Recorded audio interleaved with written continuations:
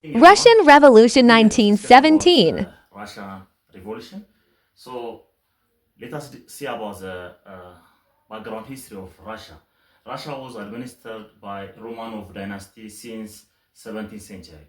From 1630 up to 1970, Russia was ruled by Mikhail I, who was the first king of Romanov dynasty. The last king of Romanov dynasty was Nicholas II, who ruled Russia from 1894 up to 1970. So let us discuss about the cause of Russian Revolution. So there are internal and external causes.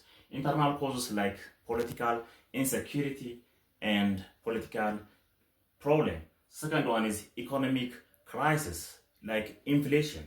Third one is social disorder, especially peasants and workers are not living in a good living standard. The external problem is the involvement of Russia in World War I, especially in Eastern Bloc.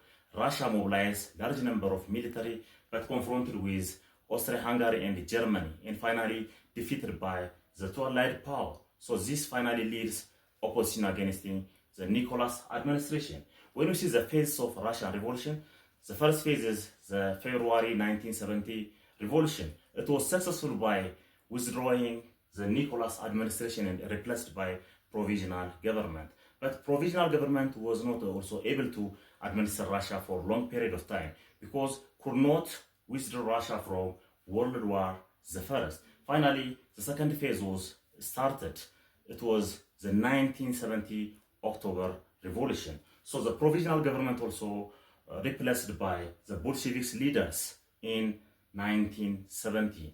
So when you see the different parties, so the first one is the Russian Social Democratic Labor Party. This was the mother party of Bolsheviks and Mensheviks. So those two parties are factions which create political difference. And Bolsheviks, led by Vladimir Lenin, they believe by centralized structure of a party and they need an immediate and radical change, especially in bringing communism. But the Mensheviks, they completely oppose the Bolsheviks. So Julius Markov was the leader of the Mensheviks and they were a little bit democratic and they believe by gradual transition of the party into the communist ideology. When you see the different leaders and influential personalities, Vladimir Lenin, Leon Trotsky, and Joseph Stalin was the influential leader which brought change in Russia. So it is time to see the consequence of Russian Revolution. The first one is the civil war. So there was a war between the Red Army and the White Army. The next one is the establishment of USSR. So in 1921, they're able to establish Soviet Union.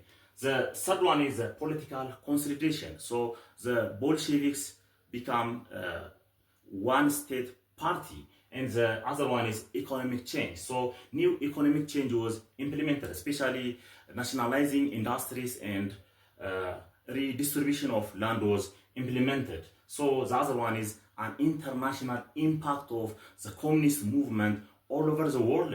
And the last one is the rise of Stalin into leader of Russia because Lenin was dead and it was replaced by Stalin. So to summarize, we have discussed about the background history and we have seen the cause of Russian Revolution. We have seen the two phases and we have also seen different parties involved in Russian Revolution and influential leaders. And finally, we have seen the consequence and aftermath of Russian Revolution.